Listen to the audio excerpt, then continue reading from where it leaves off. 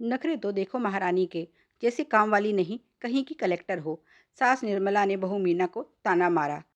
आज भी उसके लिए एक जगह काम की बात करके आई है। मीना पहले से ही 3 घरों में काम करती है। ऐसे में एक और घर उसे नहीं पकड़ना, पर सास है कि उसके पीछे पड़ी है। काम तो वे भी करती हैं, पर अब उतनी फुर्ती और जान शरीर में नहीं रही। इसीलिए वे काम छोड़ना तो चाहती हैं, पर पैसा नहीं छूटता। वो चाहती हैं जो काम वे नहीं कर सकती, वो मीना करे।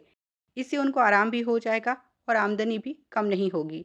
दूसरा बड़ा कारण मीना की बेटी भी है। निर्मला चाहती है कि अब प्रीति भी काम में हाथ बटाए। कम से कम छुट्टी वाले दिन तो माँ के साथ जा ही सकती है। इस तरह वो भी काम करना सीख जाएगी और मीना को सहारा हो जाएगा। मीना का बड़ा लड़का तो एक दुकान में काम करने भी लगा है। 12वीं के बाद उसने काम पकड़ लिया था और अब तो उसे अच्छा वेतन मिलने लगा है।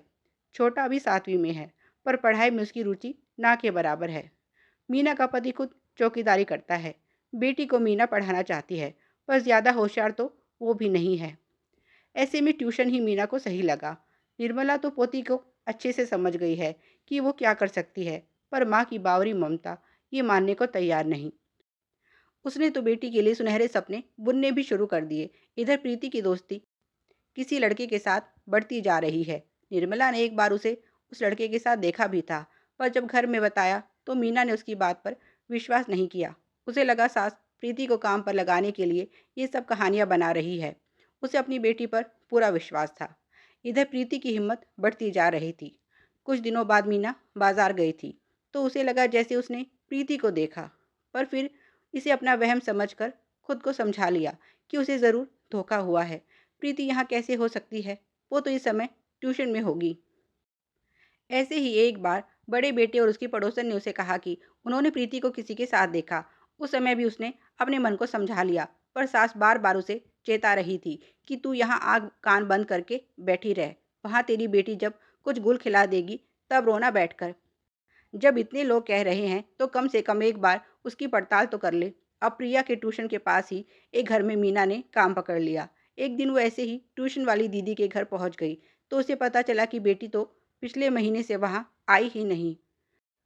ये सुन मीना को धक्का लगा, क्योंकि प्रिया रोज ट्यूशन का नाम लेकर घर से जाती है और अब तो लौटती भी देर से है। उसने देरी का कारण पूछा तो बोली, दीदी थोड़ा एक्स्ट्रा पढ़ाने लगी है, क्योंकि अर्धवार्षिक परीक्षा पास है।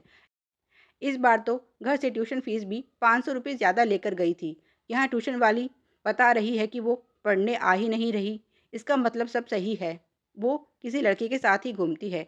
उसी दिन जब प्रिया ट्यूशन के नाम पर घर से निकली तो मीना भी उसके पीछे चल दी। आज तो उसे सच का पता लगाना ही था। उसने देखा प्रिया कुछ आगे जाकर रुक गई और एक लड़का मोटरसाइकिल पर आया और वो उसके पीछे बैठ चल दी। मीना भी ऑटो में सवार हो गई। वे एक पतली सी गली में जाकर रुके, फिर एक घर में दाखिल हुए। मीना भी उनके पीछे ही थी। वहाँ उनकी उम्र के और भी बच्चे थे और सब के सब बैग लिए थे। कुछ देर बाद एक वृद्ध व्यक्ति वहाँ आए और सब किताब लेकर बैठ गए।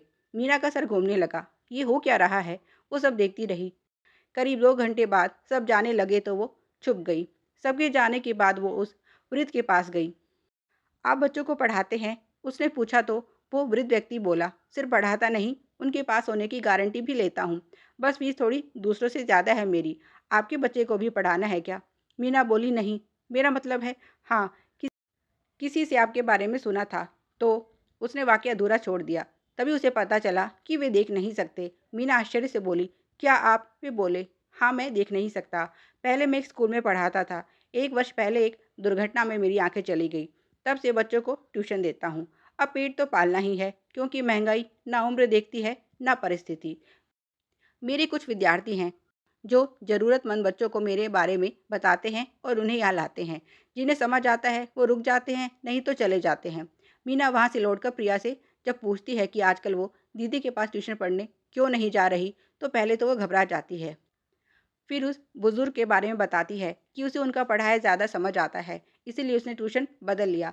घर में किसी को इसीलिए नहीं बताया कि एक तो सर की फीस ज़्यादा है, दूसरा वे दूर रहते हैं, इसीलिए वो वहीं पढ़ने वाले एक लड़के के साथ जाती है।